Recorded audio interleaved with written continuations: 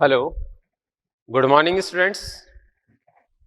हमारा पिछले टर्न पे चल रहा था प्लांट फिजियोलॉजी का ट्रांसपिरेशन।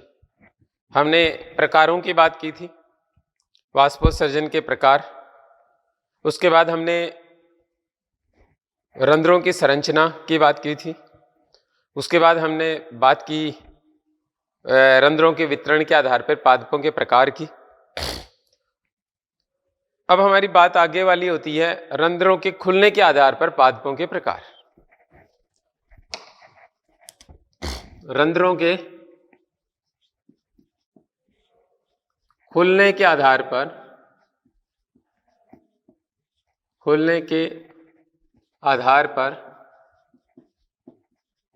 पादपों के प्रकार। पहला है आपके पास अल्फा अल्फा प्रकार। दूसरे नंबर पे आपके पास आता है आलू प्रकार। तीसरे नंबर पे हमारे पास आता है जो प्रकार। और चौथा आता है हमारे पास इक्विसीटम प्रकार। 4 प्रकार के होते हैं। सबसे पहले की बात करें अल्फा। दरअसल अल्फा पेपिलोनेटी का प्लांट होता है। मेडिकागो सटाइवा बॉटनिकल नेम होता है। लोकल लैंग्वेज में हम इसको रिजगा या रिचका कहते हैं, जो जानवरों को चारे के रूप में खिलाया जाता है। ये आदर्श द्विबीजपत्रियों को प्रदर्शित करता है या आदर्श पादपों की स्थिति को प्रदर्शित करता है कि रंध्र दिन में खुले और रात्रि में बंद रहते हैं। इस प्रकार के पादपों में रंध्र दिन में खुले होते हैं तथा रात्रि को बंद हो जाते हैं। दूसरे नंबर पे हमारे पास आता है आलू प्रकार।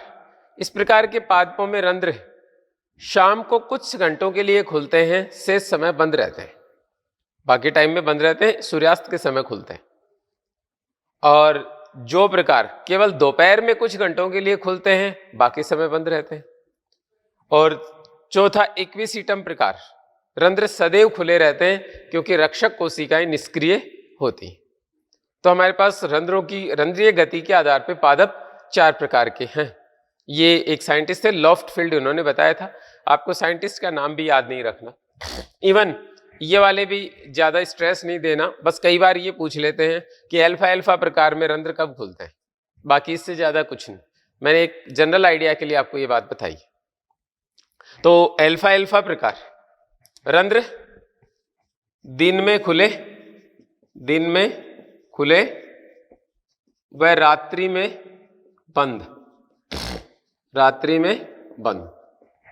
यहां पर रंध्र सूर्यास्त के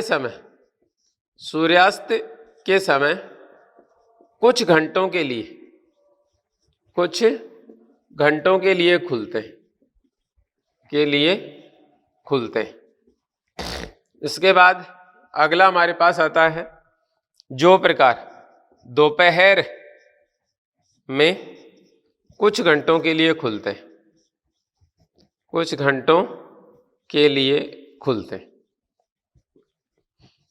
और लास्ट आता है आपके पास इक्विसीटम, सदैव खुले होते हैं। अर्थात रंध्रीय कोशिकाएं निष्क्रिय होती हैं, इसलिए ऑलवेज ओपन होते हैं। तो आपके पास ये 4 प्रकार के पादप हो गए रंध्रीय गति के आधार पर। अब नेक्स्ट पॉइंट आता है अगला प्रकार। देखिए, रंध्र जो हैं ये खुलने के आधार पर 3 प्रकार के माने जाते हैं। रंध्रों के खुलने के आधार पर उनको रंध्रों को 3 प्रकार का बांटा जाता है। कुछ रंध्र ऐसे होते हैं जो दिन के समय में खुले रहते हैं, रात्रि को बंद रहते हैं। इन्हें सूर्य के प्रकाश की आवश्यकता होती है। ऐसे रंध्रों को हम लोग फोटो एक्टिव कहते हैं, जो प्रकाश की उपस्थिति में, प्रकाश सक्रिय, फोटो एक्टिव, जो प्रकाश की उपस्थिति में खुलते हैं, प्रकाश की अनुपस्थिति में बंद हो जाते हैं, जैसा कि बात हुई अल्फा। कुछ ऐसे होते हैं जो रात्रि में खुलते हैं, दिन में बंद रहते हैं, इन्हें स्कोटो एक्टिव बोला जाता है। जैसे मासल मरूदबिद पादप, रंध्र रात्रि के समय खुलते हैं। और इन प्लांट को आप CAM प्लांट कहते हो, और आप इसको प्रकाश संश्लेषण में पढ़ेंगे, कैम प्लांट। लास्ट आता है तीसरे नंबर वाला हाइड्रो एक्टिव प्लांट। ऐसे प्लांट्स जो होते हैं या ऐसे जो रंध्र होते हैं हाइड्रो एक्टिव रंध्र, ये जल की उपस्थिति में खुलते हैं।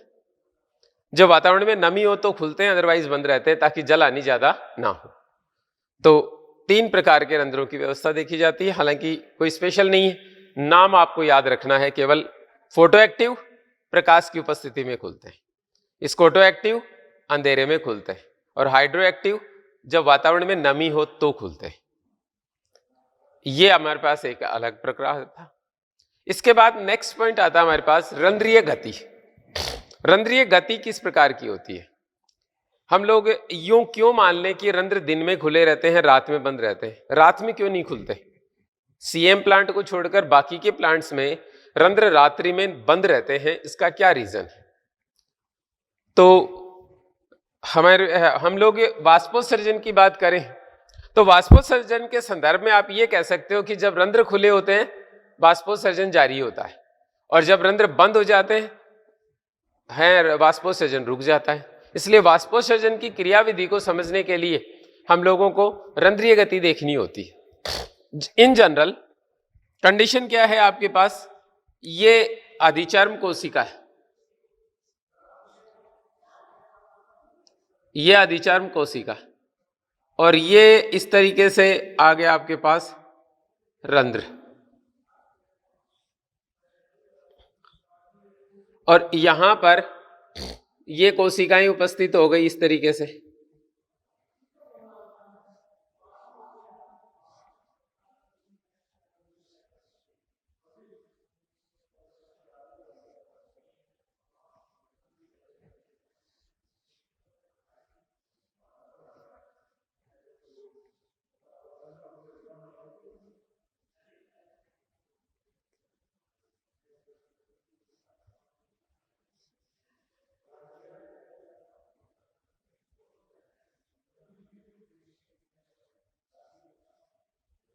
ये आपके पास पत्ती की जो है mesophyll, leaf mesophyll.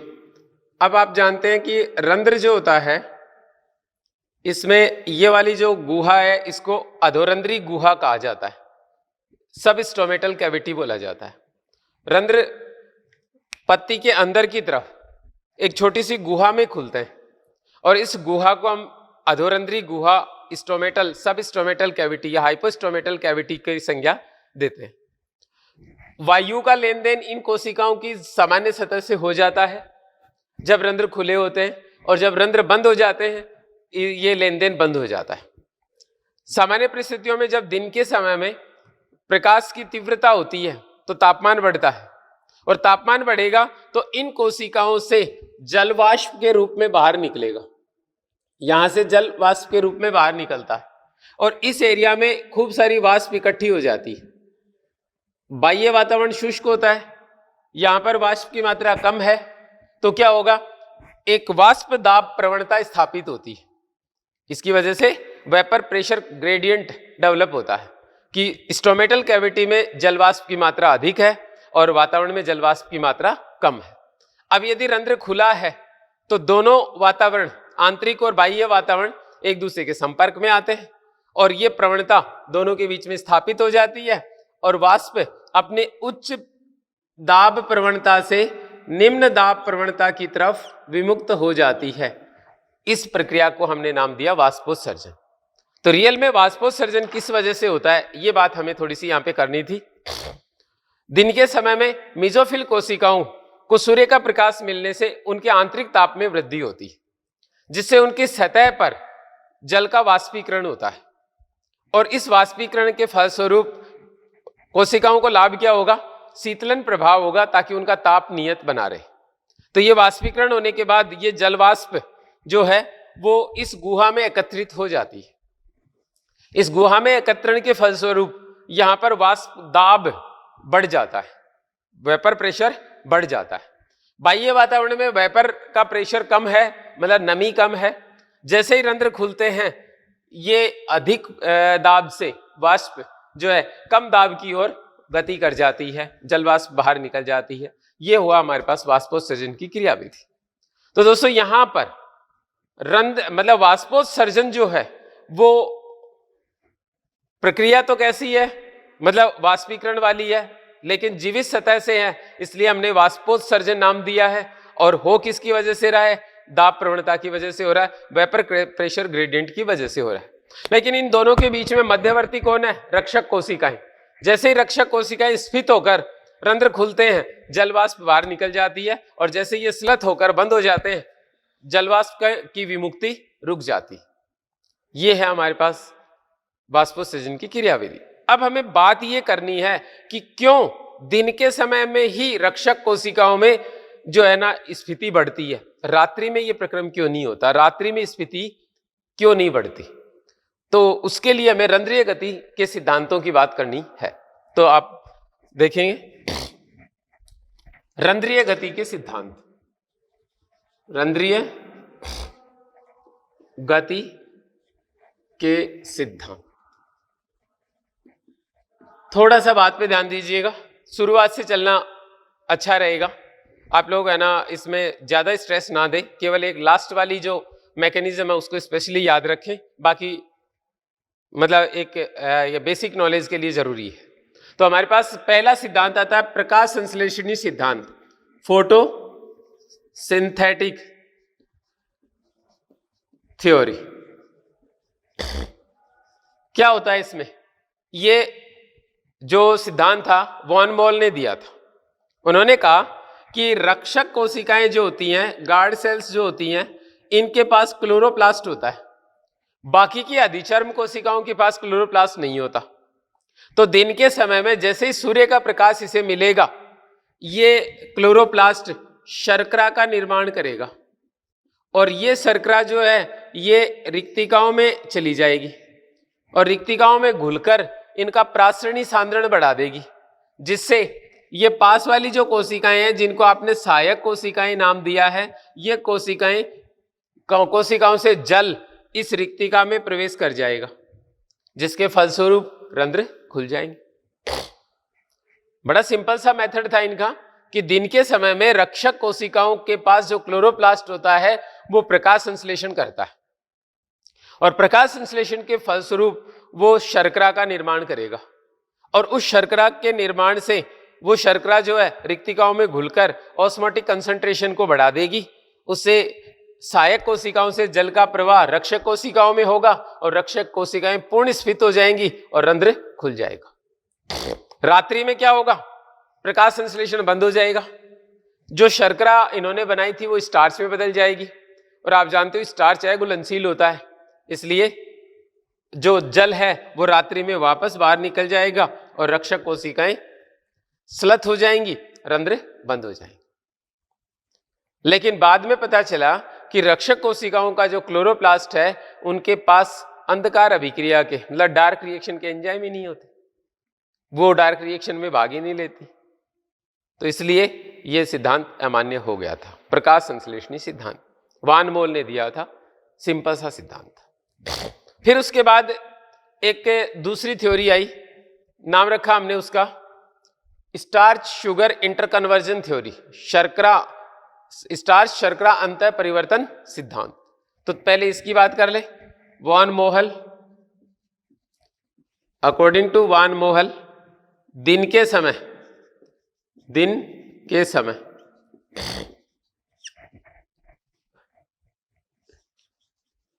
Guard cell इनका क्लोरोप्लास्ट फोटोसिंथेसिस करेगा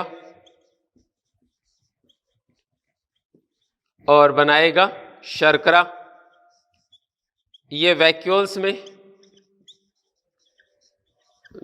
में ऑस्मोटिक कंसंट्रेशन को बढ़ा देगी और रंध्र खुल जाएगा, स्टोमेटा ओपन हो जाएंगे। एक सिंपल सा सिद्धांत।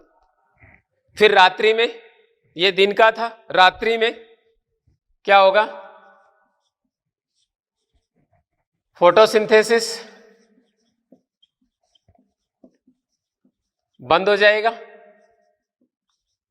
और ऑस्मोटिक कंसंट्रेशन गिर जाएगा और स्टोमेटा बंद हो जाए।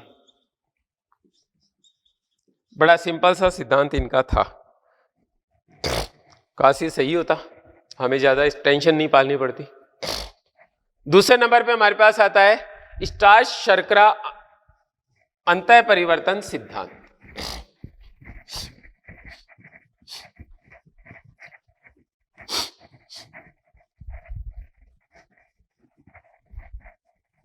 स्टार्च शर्करा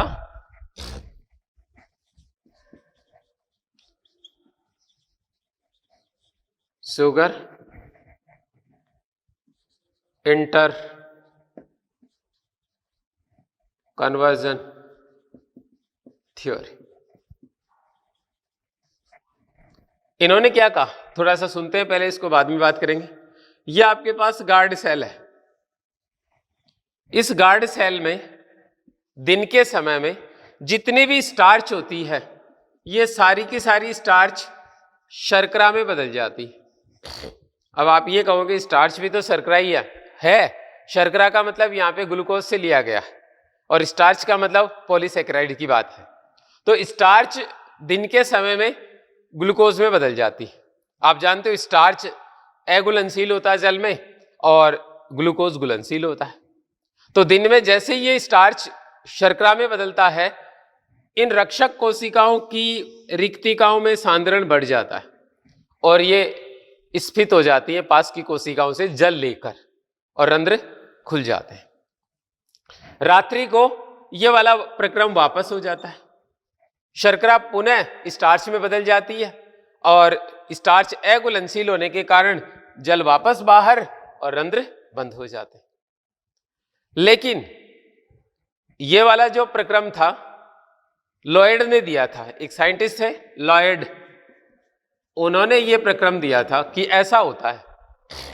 तो ये बात बताने में असक्षम रहे कि दिन में ये परिवर्तन क्यों होता है, रात में क्यों नहीं होता। अंधेरे से डर लगता होगा इसको शायद, तो ये बताने में ये असक्षम रहे। बाद में एक साइंटिस्ट इनके साथ और आए जिनका नाम था जेडी सायरे। इन्होंने कहा कि यह प्रक्रम होता है पीएच परिवर्तन के कारण, पीएच परिवर्तन के कारण।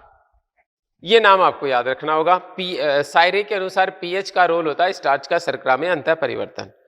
उन्होंने कहा कि दिन के समय में प्रकाश संश्लेषण होता है, इसलिए कार्बन डाइऑक्साइड को क्या करती हैं, मतलब मेसोफिल कोशिकाएं प्रकाश संश्लेषण में काम में ले लेती हैं। इसके कारण पीएच जो होता है ना वो बढ़ जाता है और लगभग 7.5 हो जाता है। इस क्षारीय पीएच पर स्टार्च शर्करा में बदल जाता है। दिन के समय में यह कार्यक्रम जारी रहता है। जैसे ही रात्रि होती है, दिन मतलब सूर्य का प्रकाश अनुपस्थित होता है, प्रकाश संश्लेषण बंद हो जाता है और प्रकाश संश्लेषण बंद होने पर कार्बन डाइऑक्साइड अंतरावकाशों में एकत्रित होने लगती है और अकॉर्डिंग टू केमिस्ट्री आप लोग सब जानते हो कि CO2 अम्लीय प्रभाव रखती है। इसलिए रात के समय में पीएच 4.2 हो जाता है और शर्करा वापस स्टार्च में बदल जाती है। तो सायरे के अनुसार ये परिवर्तन हो जाता है।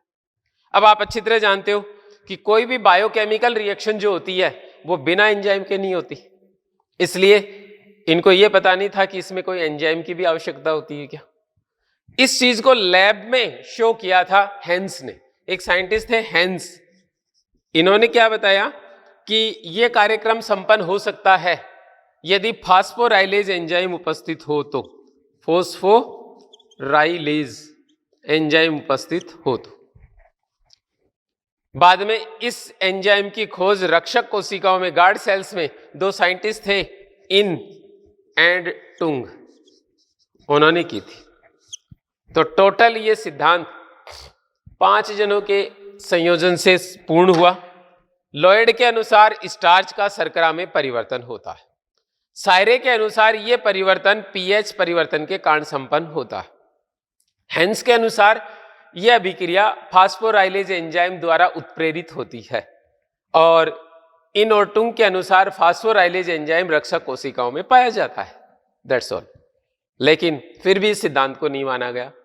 उसका रीजन ये रहा कि स्टार्च का जब ब्रेकडाउन होता है तो ग्लूकोज 1 फॉस्फेट बनता है और ग्लूकोज 1 फास्फेट जो होता है वो जल में पूर्णतः घुलनशील नहीं होता कि इससे परिवर्तन हो जाए, इसलिए इसको बाद में एक साइंटिस्ट और आए स्टीवर्ड, और उन्होंने कहा कि ये ग्लूकोज से 1 फास्फेट से हमें फास्फेट रिमूव करना होगा, तब जाके सांद्रण बढ़ता है, और प्लस रक्षक कोशिकाओं का खुलना और बंद होना जो है ऊर्जा आधारित होता है। ये बात स्टीवर्ड ने बताई थी। तो यहां पर ये बात पूरी हो गई। तो इसको भी यदि हम समराइज करें तो बड़ा इजीली किया जा सकता है।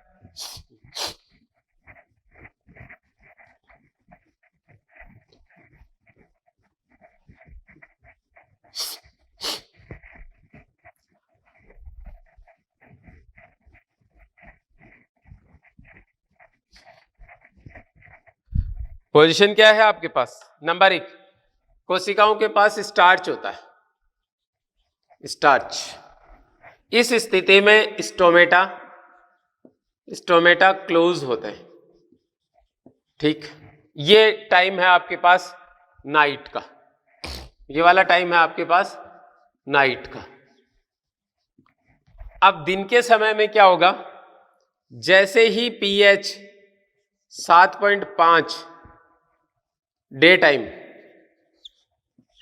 पीएच 7.5 हो तो आपके पास इसमें बनेगी शुगर, और इस शुगर की स्थिति में स्टोमेटा ओपन हो जाने। पीएच का रोल किसने बताया था? इधर 4.2 ये बंद, इसका रोल बताया था सायरे ने, ठीक। ये वाला जो सिद्धांत था किसका था? लॉयड। इसके बाद एंजाइम चाहिए आपको फोस्फोराइलेज,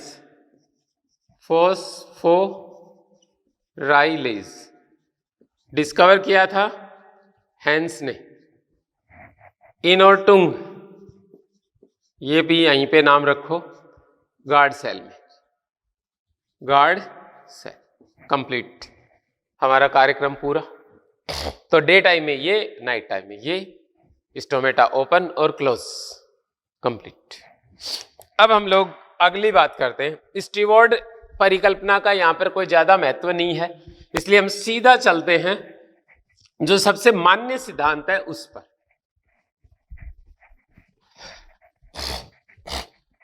सबसे मान्य सिद्धांत कौन सा है?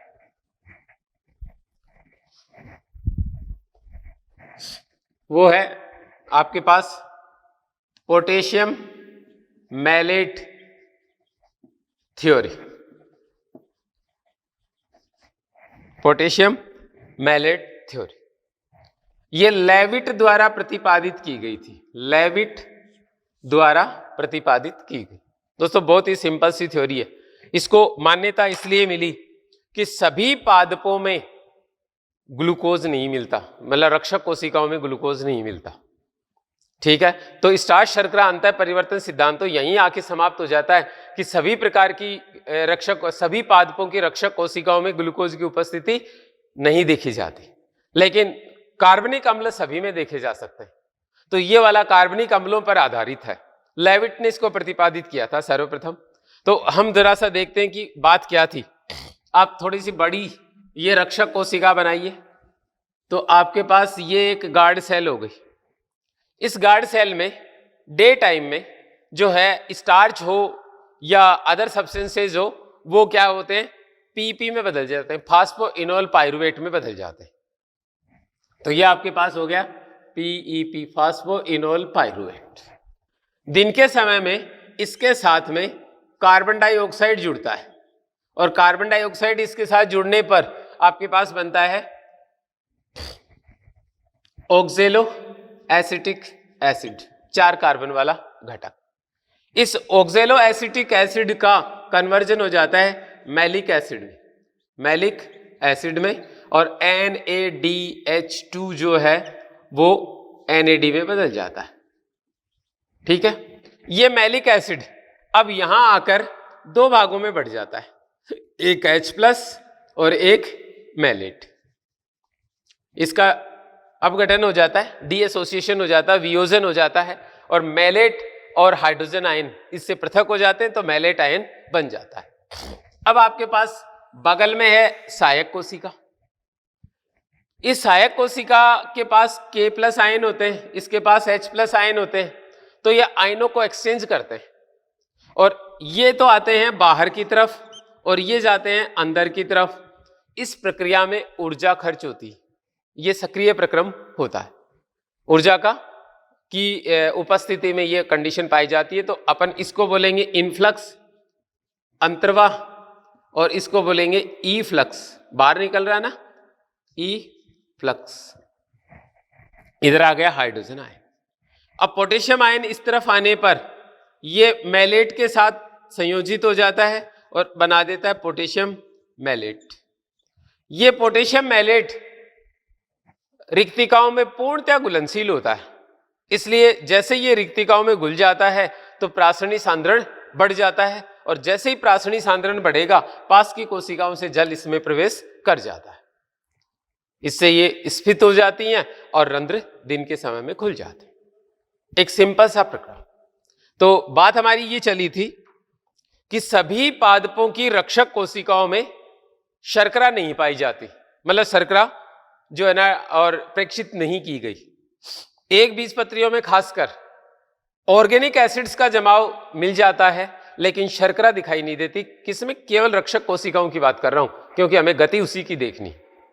तो रक्षक कोशिकाओं में दिन के समय में ग्लूकोज की उपस्थिति प्रेक्षित नहीं की गई। इसका मतलब ना तो स्टीवार्ड का सिद्धांत ना लॉयड का सिद्धांत यहां पे अप्लाई होता है। इसके बाद लेविट ने बताया कि यह कार्यक्रम पोटेशियम मैलेट सिद्धांत की वजह से होता है।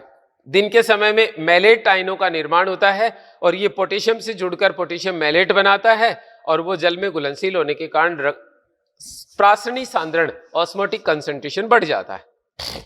अब उसके लिए उन्होंने बाकायदा बात बताई आपको। आपका C4 साइकिल जो होता है ना, ये उसके पद हैं लास्ट, मतलब ये जो पहले 1 2 3 जो है वो C4 साइकिल के पद है। जिस तरीके से C4 साइकिल में पेप्को एंजाइम PP पर कार्बन डाइऑक्साइड जोड़कर ऑक्जेलो एसिटिक एसिड बनाता है, बिल्कुल वही कार्यक्रम है। तो दिन के समय में PP मतलब फास्फोइनोल पायरुवेट कोशिकाओं में उपस्थित था। पेप्को एंजाइम की उपस्थिति में इसके ऊपर कार्बन डाइऑक्साइड का संयोजन होता है और कार्बन डाइऑक्साइड के संयोजन से ऑक्जेलो एसिटिक एसिड का निर्माण होता है। ऑक्जेलो एसिटिक एसिड जो है वो मैलिक एसिड में बदल जाता है हाइड्रोजन ग्रहण करके। तो आपके पास मैलिक एसिड का जमाव होने लग जाएगा रक्षक कोशिकाओं। अब मैलिक एसिड का वियोजन होता है, हाइड्रोजन आयन अलग हो जाते हैं तो मैलेट आयन का निर्माण हो गया। हाइड्रोजन आयन सहायक कोशिकाओं से एक्सचेंज हो जाते हैं किससे? पोटेशियम आयनों से। परंतु यह प्रक्रम ऊर्जा आधारित होता है, इसमें एटीपी का उपयोग होता है। अब पोटेशियम आयन अंदर आ जाते हैं और हाइड्रोजन आयन बाहर निकल जाते हैं। पोटेशियम और मैलेट आपस में मिलकर पोटेशियम मैलेट का निर्माण कर लेते हैं जो जल में पूर्णतः घुलनशील होता है, रंध्र खुल जाते हैं। That's all. ये हो गया रंध्र के खुलने का कार्यक्रम। अब हम बात करते हैं इसके बंद होने का। तो रंध्र बंद कैसे होते हैं, जरा सा उसको देख लेते हैं। यह आपके पास रक्षक कोशिका है और ये इसकी सहायक कोशिका हो गई। ये लीजिएगा, साइड में बना देते हैं। इसके पास क्या है? पोटेशियम मैलेट है। ये लीजिएगा, पोटेशियम मैलेट। अब रात्रि में क्या होगा? प्रकाश संश्लेषण बंद हो जाता है और प्रकाश संश्लेषण बंद होने से क्या हो जाएगा? ये पुनः जो है पोटेशियम आयन और मैलेट में परिवर्तित हो जाता है। ठीक है। अब पोटेशियम आयनों का K+ का बहिर्वाह हो जाता है किसको? रक्षक सहायक कोशिकाओं को, और बदले में सहायक कोशिकाओं से हाइड्रोजन आयन ग्रहण कर लिया जाता है जो मैलेट के साथ संयुक्त होकर मैलिक एसिड बना देता है। ये बन गया आपके पास मैलिक एसिड। अब एक बात और बताई थी मैंने आपको कि रक्षक कोशिकाओं में ग्लाइऑक्सिसोम अधिकता से पाए जाते हैं और सेल बायोलॉजी में आपने स्टडी किया है कि ग्लाइऑक्सिसोम का काम होता है वसाओं को कार्बोहाइड्रेट में बदलना, फैटी एसिड्स को कार्बन मतलब शुगर में कन्वर्ट कर देते हैं। तो यहां पर ग्लाइऑक्सीसोम इसे शुगर में कन्वर्ट कर देंगे और ये शुगर फाइनली स्टार्च में बदल जाएगी। आप जानते हो स्टार्च है घुलनशील होता है, तो अतिरिक्त जल पास की कोशिकाओं में चला जाता है और रक्षक कोशिकाएं स्लथ हो जाती हैं, रंध्र बंद हो जाता है। ये हमारे पास हो गया रक्षक मतलब रंध्रीय गति का कि खुलना और बंद होना। बहुत ही सिंपल सा कार्यक्रम, ठीक है। तो थोड़ा सा नोट करते हैं अपन इसको।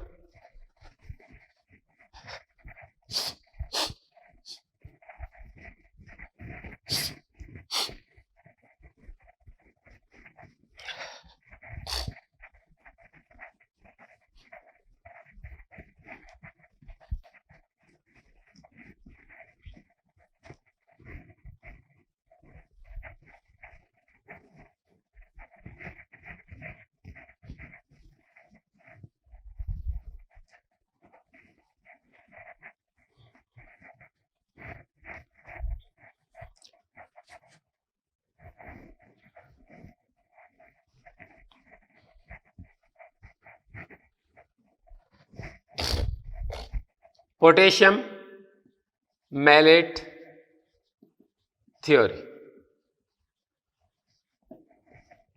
पहला पॉइंट मान्य सिद्धांत,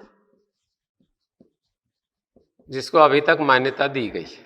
नंबर 2 लेविट द्वारा प्रतिपादित। तीसरा पॉइंट सामान्यतया एक बीजपत्रियों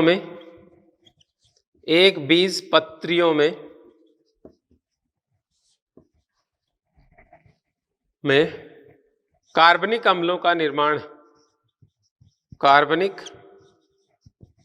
का निर्माण होने के कारण यह सिद्धांत सभी पादपों के लिए उपयुक्त है। और चौथा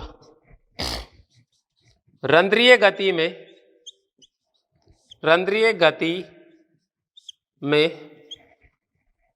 उपयोगित होने वाली ऊर्जा को भली भांति समझाता है।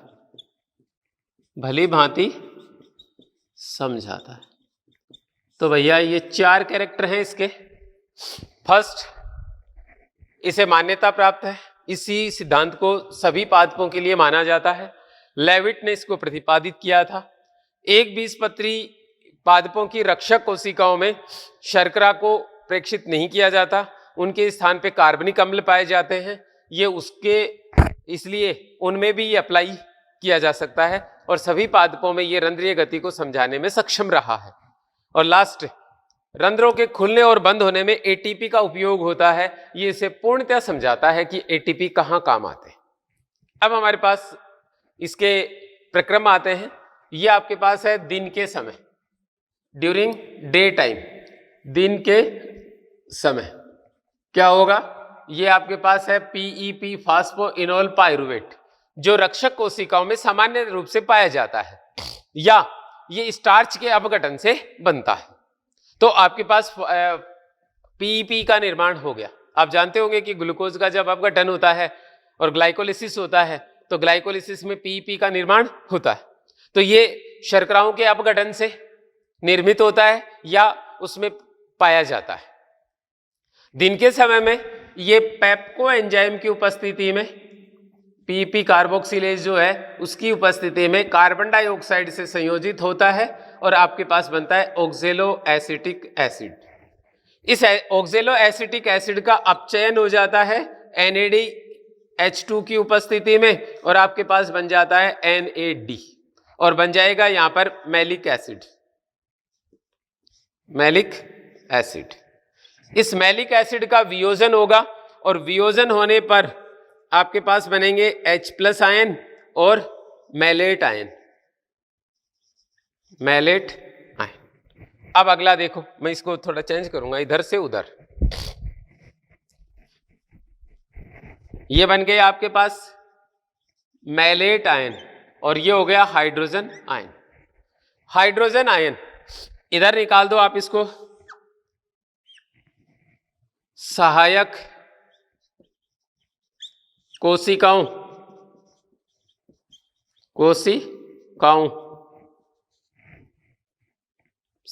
से पोटेशियम आयनों के बदले सक्रिय रूप से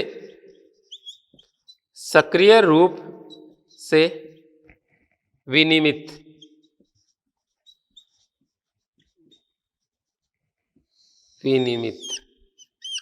इधर से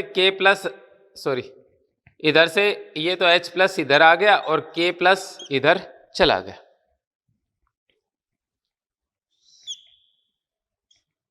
तो ये हो गया K+। अब मैलेट और पोटेशियम मिलकर पोटेशियम मैलेट बनाएंगे जो रिक्तिकाओं में घुलकर ऑस्मोटिक कंसंट्रेशन को बढ़ाता है। इससे क्या होगा? सहायक कोशिकाओं से, सीधा रख लेते हैं यार, सीधा टेढ़ा क्यों करें इसको। सहायक कोशिकाओं से जल इसके अंदर आएगा और रंध्र खुल जाते हैं। ये हो गया दोस्तों कंप्लीट कार्यक्रम। During day time PEP, oxaloacetic acid, then malic acid, then malate और हाइड्रोजन आयन। हाइड्रोजन आयनों का प्रवाह बाहर की ओर और पोटेशियम आयनों का अंदर की ओर। पोटेशियम मैलेट बना, रक्षक कोशिकाओं में घुला, रंध्र खुल गया, कंप्लीट हो गया। या तो आप इसको इस तरीके से याद रखिएगा या फिर दूसरा तरीका जो मैंने बात कही थी आपको, उस तरीके से भी याद इसको बना सकते हो आप लोग। इसमें आपको वर्डिंग नहीं देनी होगी ज्यादा, तो उसको इस तरीके से भी बना सकते हैं आप। ये आपके पास हो गई गार्ड सेल, रक्षक कोशिका, और इधर इसको अपन बना देते हैं सहायक कोशिका।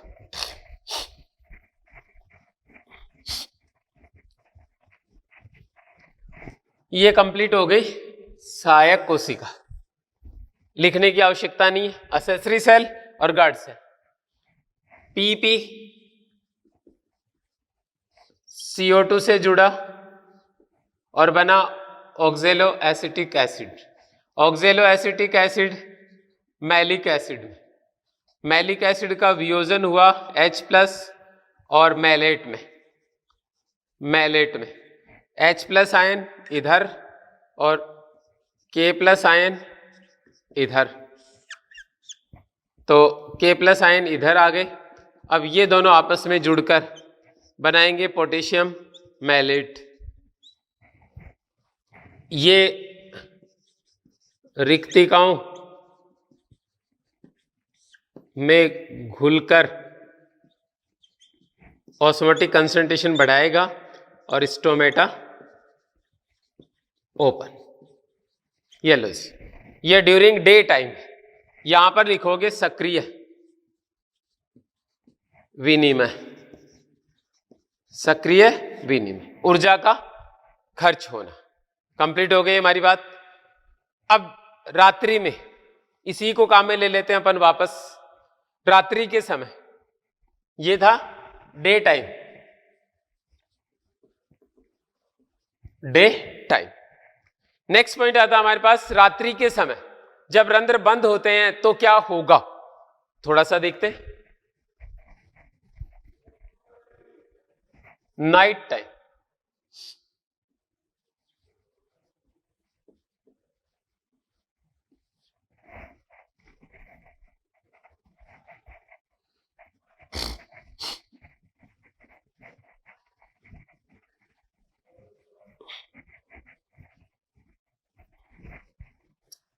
पोटेशियम मैलेट,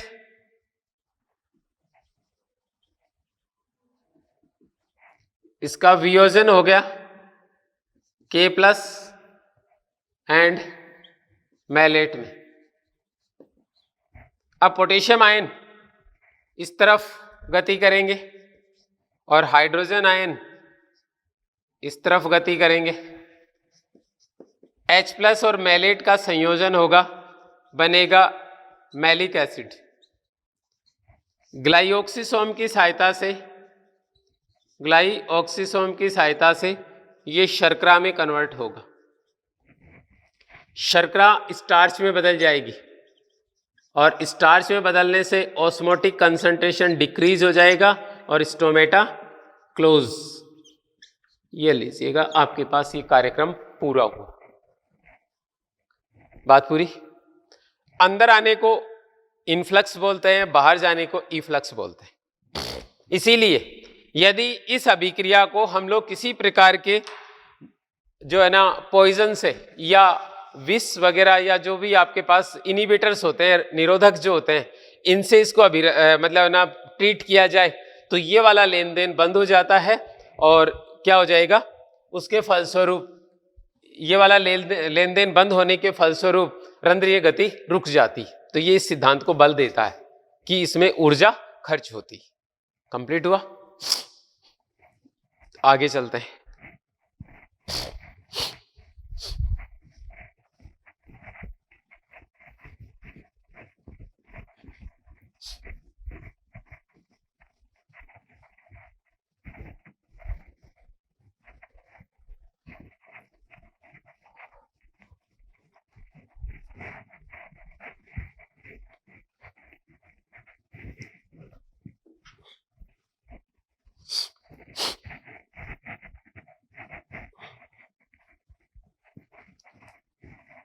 ये हमारा रंध्रीय गति को समझाने का कंप्लीट हुआ। जब रक्षक कोशिकाएं स्फीत होती हैं रंध्र खुल जाते हैं, जब रक्षक कोशिकाएं स्लथ हो जाती हैं रंध्र बंद हो जाते हैं। जनरली जब रंध्र खुले होते हैं वाष्पोत्सर्जन होता है और जब रंध्र बंद हो जाते हैं वाष्पोत्सर्जन रुक जाता है। तो दोस्तों ये था हमारे पास रंध्रीय गति और वाष्पोत्सर्जन का प्रक्रम। अब इससे रिलेटेड कुछ क्वेश्चंस हैं, उसके बाद हम बाकी की बातें करते हैं। तो पहला क्वेश्चन है आपका, निम्न कथनों पर विचार कीजिए। फर्स्ट है आपका ए,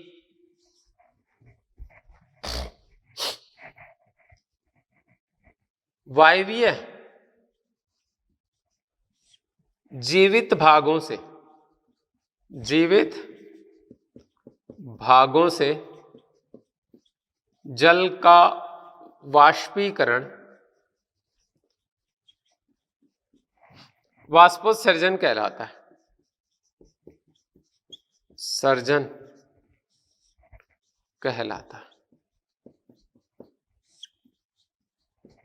बी पॉइंट, वाष्पोत्सर्जन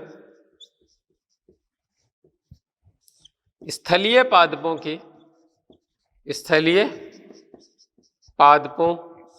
की एक आवश्यक बुराई है।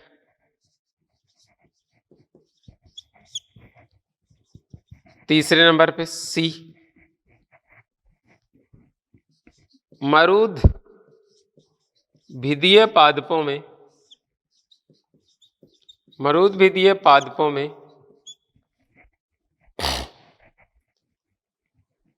उपचर्मीय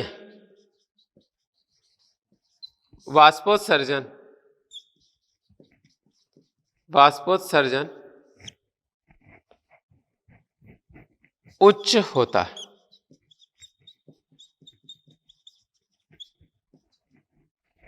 डी,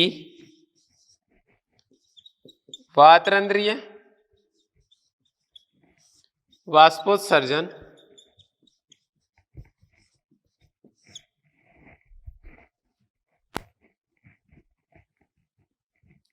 सभी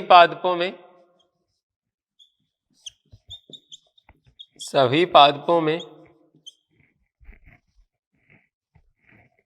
दिन रात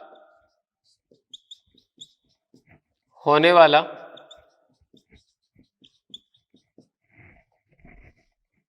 वाष्पोत्सर्जन प्रकार है।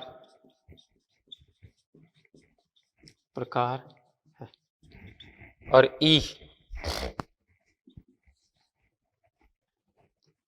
सामान्यतया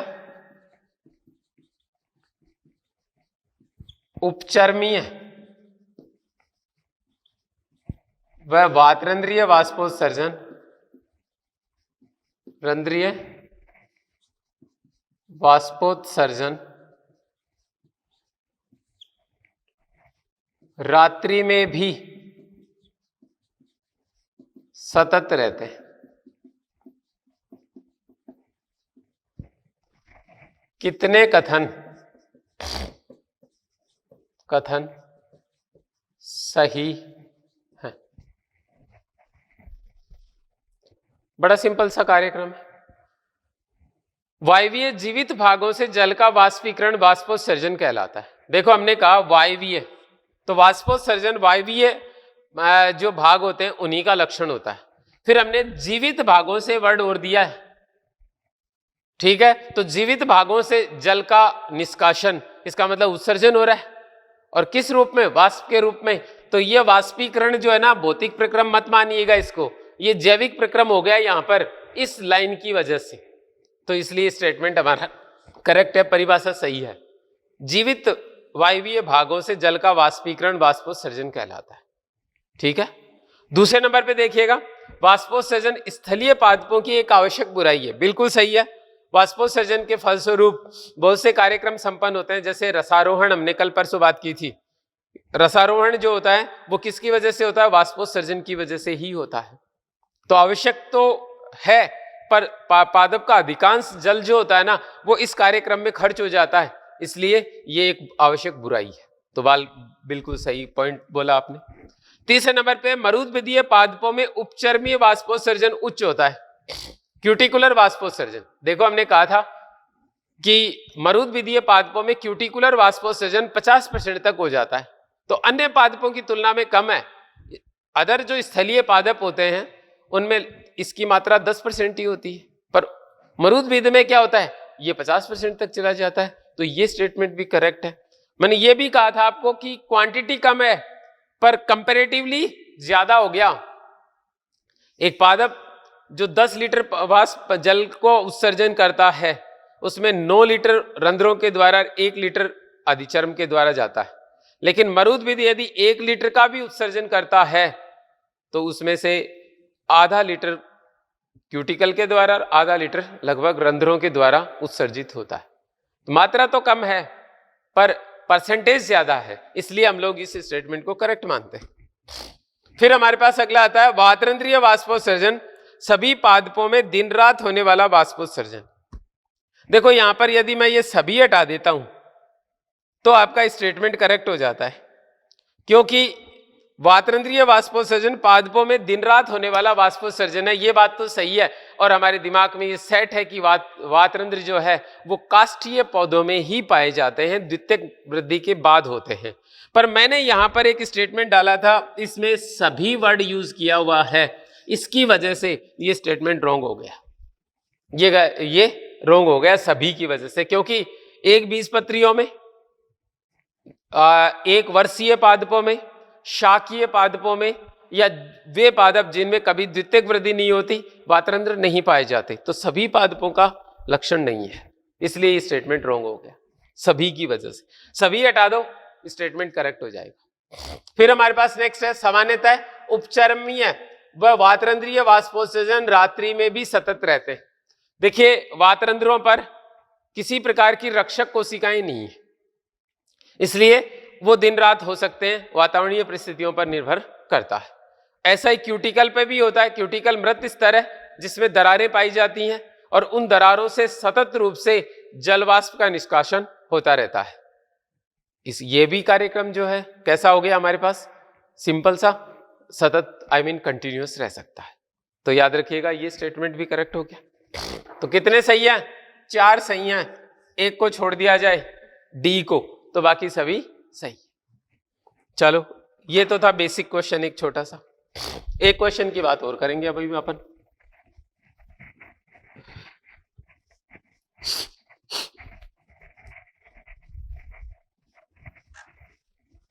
छोटा सा क्वेश्चन, एक पतला सा क्वेश्चन देते हैं।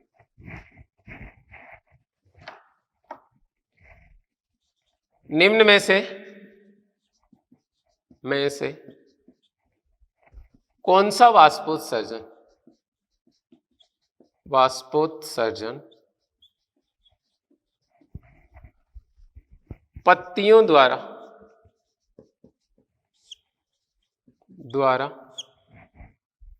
प्रदर्शित किया जाता है?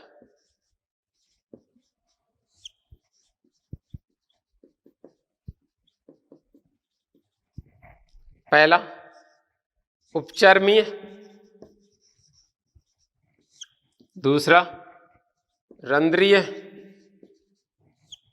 तीसरा वातरंध्रीय और चौथा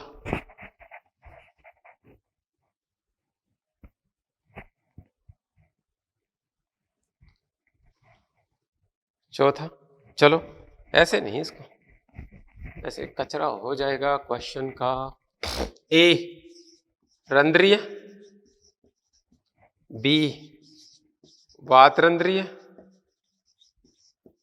सी उपचर्मीय। 3 हो गए। अब फर्स्ट ऑप्शन है आपके पास ए एंड बी, दूसरा ए सी, तीसरा ओनली ए और चौथा A B and C. Question बड़ा सिंपल सा, पतला सा। निम्न में से कौन सा वाष्पोत्सर्जन पत्तियों द्वारा प्रदर्शित किया जाता है? पत्तियों पे रंध्र पाए जाते हैं सदैव। यदि पत्तियां हैं तो हमेशा रंध्र पाए जाते हैं। इसीलिए चरम मरुद्विदीय पादप पत्तियों को रूपांतरित कर देते हैं, क्योंकि उनके पास और कोई साधन नहीं है रंध्रों को कम करने का। तो पत्तियां रूपांतरित हो जाती हैं कांटों में या अन्य संरचनाओं। तो आपके पास रंध्रीय वाष्पोत्सर्जन तो होगा ही होगा। वातरंध्र केवल द्वितीयक वृद्धि के बाद बनते हैं। पादप चाहे कितने भी साल जीवित रहे, उस पर हर साल नई पत्तियां आती हैं, इसलिए पत्तियों का जीवन काल केवल एक ही साल का होता है, उनमें कभी द्वितीयक वृद्धि नहीं पाई जाती। सो वातरंध्र कभी भी पत्तियों पे नहीं मिलेंगे। और क्यूटिकल पत्तियों का लाक्षणिक लक्षण है, तो ये भी मिलेगा। तो आपके पास क्या आंसर आ जाएगा? A and C second answer है, आ जाएगा। कंप्लीट हो गया। इसके बाद नेक्स्ट क्वेश्चन आता है,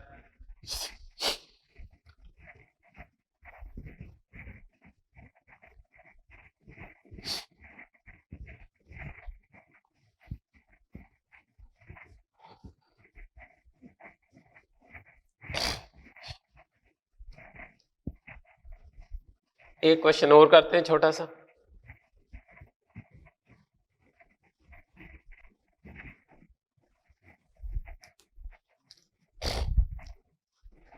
क्वेश्चन है आपका,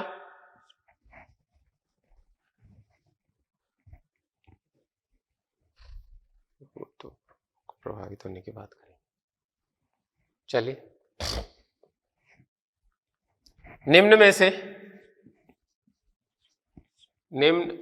से कौन सा पादप सर्वाधिक वाष्पोत्सर्जन प्रदर्शित करता है।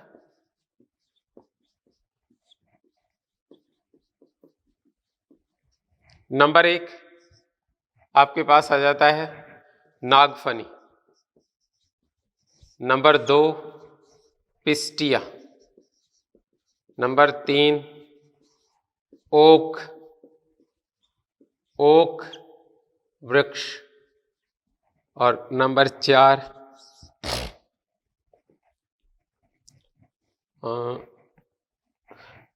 कैपेरिस।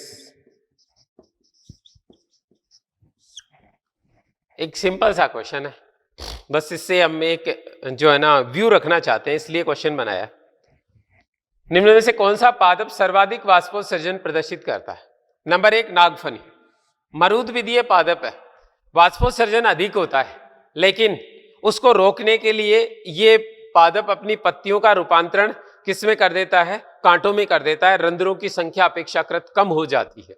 इस दशा में इसमें वाष्पोत्सर्जन की दर कमी रहेगी। पिस्टिया जलीय पादप है, और जलीय पादपों को ये प्रॉब्लम ही नहीं है वाष्पोत्सर्जन की।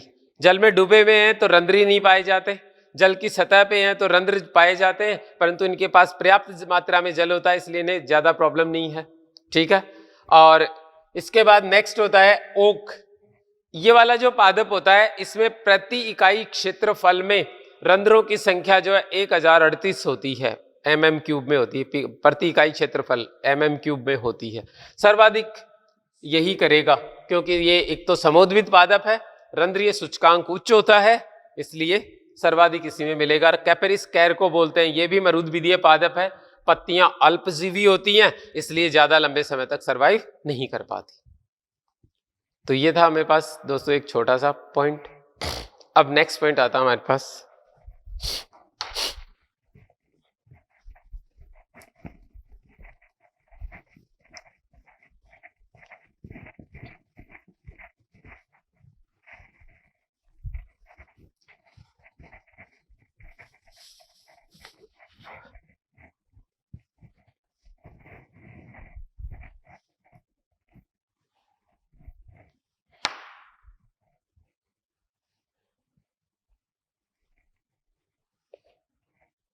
एक क्वेश्चन और करेंगे।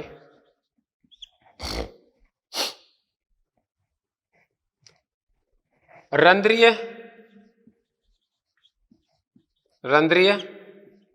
गति के दौरान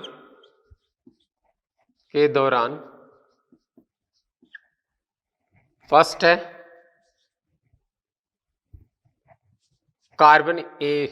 कार्बनिक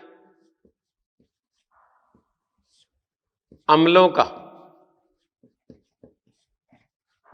एकत्रण होता है।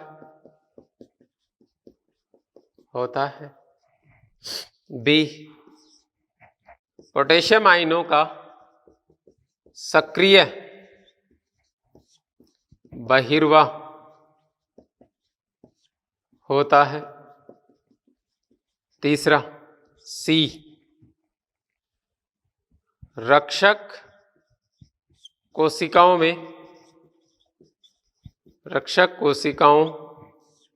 में रिक्तिकाओं का प्रासरणी सांद्रण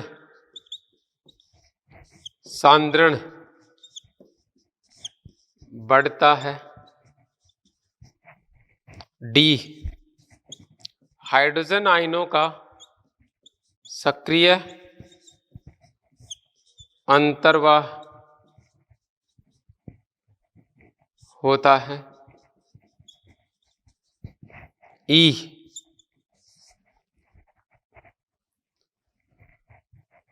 रक्षक कोशिकाएं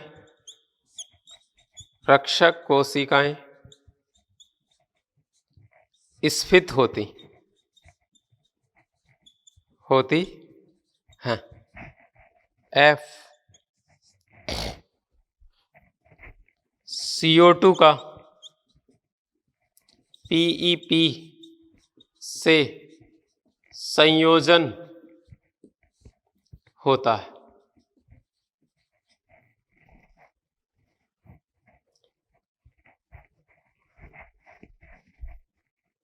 उपरोक्त घटनाओं का क्रम होगा। दोस्तों इसमें मैंने 7 मतलब 1 2 3 4 5 6 तो स्टेटमेंट हैं, एक क्वेश्चन है। मैंने 7 या 8 क्वेश्चन इस एक क्वेश्चन में लपेटे। तो जरा सा देखना क्या था, हमें इनका क्रम बताना। सबसे पहले तो आपको ये घटनाएं पता होनी चाहिए है कि नहीं है। दूसरे नंबर पे इनका क्रम क्या होगा, ये बात करनी। तो ध्यान दीजिएगा, सबसे पहले आपने पीईपी के ऊपर कार्बन डाइऑक्साइड को जोड़ा था, तो सबसे पहला पद हमारा आएगा F। उसके बाद मैलिक एसिड बनेगा और उसका एकत्रण होगा तो A आ जाएगा। फिर हमारे पास A आएगा। A के बाद हम लोग B की बात नहीं करेंगे क्योंकि B का बहिर्वाह नहीं अंतर्वाह होता है, इसलिए ये स्टेटमेंट ही गलत है, तो इसको तो बाहर निकाल दो। कोई क्रम नहीं है, इसको क्रम के अंदर शामिल नहीं करेंगे। फिर रक्षक कोशिकाओं में रिक्तिकाओं का प्रासनी सांद्रण बढ़ता है, ये भी गलत है। ये अंतर्वाह नहीं होता, बहिर्वाह होता है। हमने इन दोनों को जानबूझ के उल्टा लिखा है, अदरवाइज आप लोग क्या है इसको नंबरिंग दे देते हो चलते चलते कि हाँ ये भी होगा। तो आपके पास बी और डी तो गलत है। अब आपके पास सी आ जाएगा, पहले एफ आ गया फिर ई आ गया, अब सी आ जाएगा, लास्ट में ई आ जाएगा। ये सी हो जाएगा और ये ई हो जाएगा, ये क्रम होगा। 2 स्टेटमेंट आपके पास रॉन्ग हो गए, कौन से, बी और डी। अब यदि सपोज करो हम लोग इनको इंटरचेंज कर देते हैं, इसको अंतर्वाह इसको बाहिर्वाह कर देते हैं, तो आपके पास क्या आ जाएगा। फिर आप इसको क्रम दूसरे तरीके से दे सकते हैं। तो मैंने कहा ना, मैंने इसमें 8 क्वेश्चन लपेटे हैं। 6 तो आपको ये पता होना चाहिए कि स्टेटमेंट होते हैं कि नहीं होते हैं, तो 6 क्वेश्चन तो ये हो गए एक तरह से, और 7वां क्रम का हो गया, और 8वां इनमें गलत कौन है उसका भी पता करना है। ठीक है, तो ये हो गया हमारे पास इसका आंसर FACE, फेस हो गया ना। तो ये था आज का एक क्वेश्चन। तो दोस्तों मिलते हैं कल हम आप इसके साथ वाष्पोत्सर्जन को प्रभावित करने वाले कारकों के साथ। Thank you, have a nice day.